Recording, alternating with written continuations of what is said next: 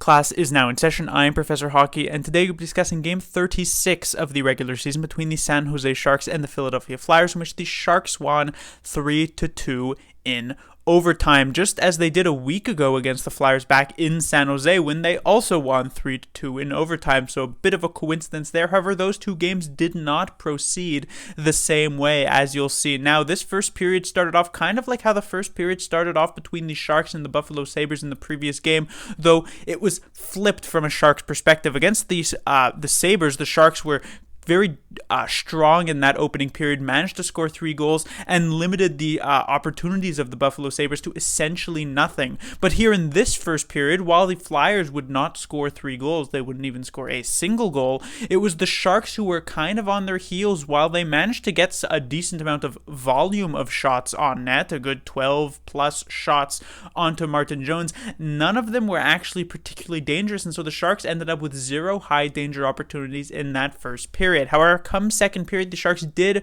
manage to pick things up a bit, started to get some actual real opportunities to test the former Sharks goaltender Martin Jones, who was between the pipes here tonight, but still no goals coming for the Sharks, no goals coming for the Flyers either, and so at the end of 2 periods, the game was still tied at 0. In the third period, the Sharks seemed to come out with, to trying to send a message. The first shift, they had a couple of great chances that Martin Jones ended up robbing them on, and unfortunately it would end up being the Flyers going the other way on that pretty much that same shift to score to make it 1-0 Philadelphia, as Van Riemsdyk would put it in.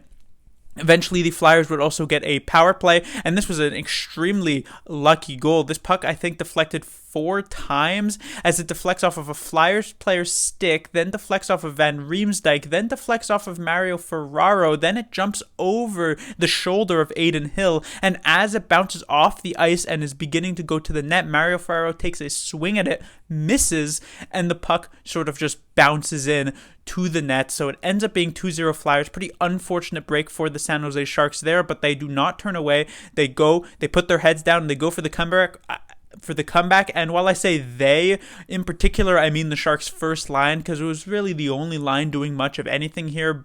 Barabanov, Meyer, and Hertl, clearly far and away the Sharks' best line. Honestly, the best line between both teams here tonight. And you can tell by the fact that Hertl had all 3 goals, and all 3 goals were assisted by Brent Burns, who also was a big part of this, and 2 of the 3 goals were assisted by Timo Meier. The only one not so. In the overtime, Meier was on the ice. He just didn't end up touching the puck. So the Sharks managed to get the first goal to bring it to within 1. Then they get a goal in the last 5 or so minutes, kind of like how the Flyers did in the first matchup between these two teams to tie the game. And it was once again a Hertl overtime winner, just as it was about a week ago, that would put the game away, though instead of it being from an Erik Karlsson great pass, it was actually from a pretty solid defensive play in the corner from the Sharks' other defenseman, Brent Burns. So it was definitely nice to see the Sharks actually get a victory here. They have the return of Martin Jones in San Jose, or not in San Jose, but against the Sharks. For whatever reason, the Flyers did not start Martin Jones for the first meeting, but he gets the start here, and it looked like he might actually be able to pull off some, crazy shutout as the Sharks were just piling shot after shot, but Martin Jones was making save after save. But eventually they managed to burst through, and like I said, Hertl hat trick, and the Sharks get the win. Moving on to the lineup, like I already mentioned, the first line for the San Jose Sharks of Barabanov, Hertl, and Meyer, and in particular Hertl and Meyer, were far and away the Sharks' best line here tonight. Really the only line that really did much of anything for the San Jose Sharks.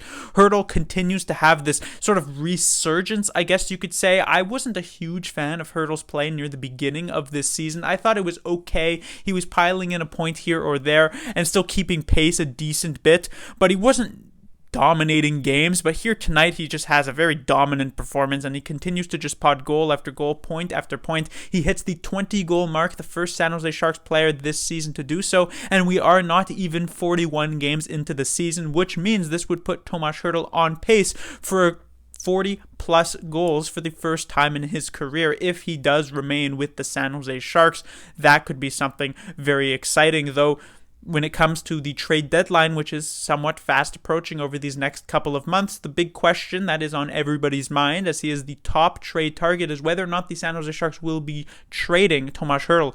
But one thing is for sure, that if they do so, he's going to command a king's ransom back, especially with how he has looked as of late.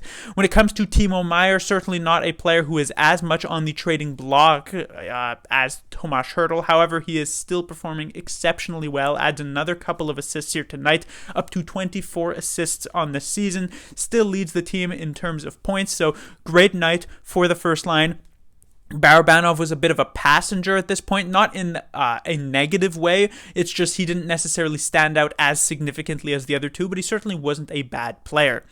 Once we move past the first line is where things start to get slightly ugly for the San Jose Sharks. Interestingly enough, here I have noted as the second line, since Bonino was injured, Dahlin, Reedy, and Gregor. However, it seems as though that the Sharks are considering their second line to be Nieto, Weatherby, and Cogliano. Either way, these second lines are just kind of an embarrassment at this point. I mean, it's not really the fault of the San Jose Sharks. They're dealing with multiple injuries, and COVID protocol issues. Couture is out, Bonino's out, Rudolph Balcers is out. So if they had the ability to ice a full lineup, it wouldn't look this bad. But right now, your second line, and I'm calling the one I have written here, the second line is two rookies, Reedy, who hasn't even played a handful of games in his career, Dahlin, who this is his first season at the NHL level, and Gregor has yet to even reach the 80 games played mark in his career and is much more of a sort of fourth liner, third liner, even if he has been better as of late this season. And this is the line that is making up your second line. They honestly did have a couple of decent chances. Dahlin in particular almost was able to bury on a couple of opportunities, though, that seemed to not be able to hit his stick and allow him to push it in. But still, it wasn't necessarily some super dominant line for the San Jose Sharks, and you wouldn't really expect it to be either. When it comes to the third line, pretty similar situation. Nieto, Cogliano, and Weatherby. It seems as though that Bonino was a much Bonino was a much more important piece of this third line than maybe we originally thought. I mean, it was pretty obvious that Bonino was a decent part of it, but you'd think that swapping in a player like Weatherby wouldn't be that much of a back step, but it kind of was. I mean, not as though this line was fantastic, in the past couple of games. However, they didn't really do much of anything here tonight. Cogliano in particular, I was somewhat disappointed about in a way, because usually I love to watch Cogliano play night in, night out. He usually is able to contribute in a couple of different ways, not necessarily getting on the scoreboard, but getting around the scoreboard. But he just kind of wasn't very apparent here tonight at all. Matt Nieto, neither. And then when it comes to Weatherby, even though he had a pretty solid game in the previous one when he was with Dahlin and Gregor, he gets the demotion/promotion here as he moves with Nieto and Cogliano, depending on which one of these you view as the second line, and he kind of goes back to that mediocre play that we've been seeing for most of this season from Weatherby. When it comes to the fourth line, Nick Merkley draws back into the lineup here, is joined by VL and Gadjevich. Gadjevich gets injured rather early on in this game, and so the fourth line is kind of just floundering about with some double-shifted players. VL doesn't really do much of anything. I thought Nick Merkley had a couple of decent offensive looks, but nothing too crazy, I would say. Can probably keep a spot in the lineup as long as not too many players come back from injury. And honestly, if it does sort of push come to shove, I really wouldn't be all that opposed to having Nick Merkley come play in the lineup instead of a player like Jasper Weatherby or especially Scott Reedy.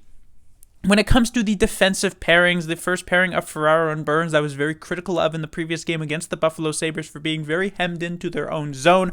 I will say on the defensive side of things, these two players did improve. Not significant improvements, but definitely were better than in the previous game. But we also do have to mention the play of Brent Burns on the offensive side of things.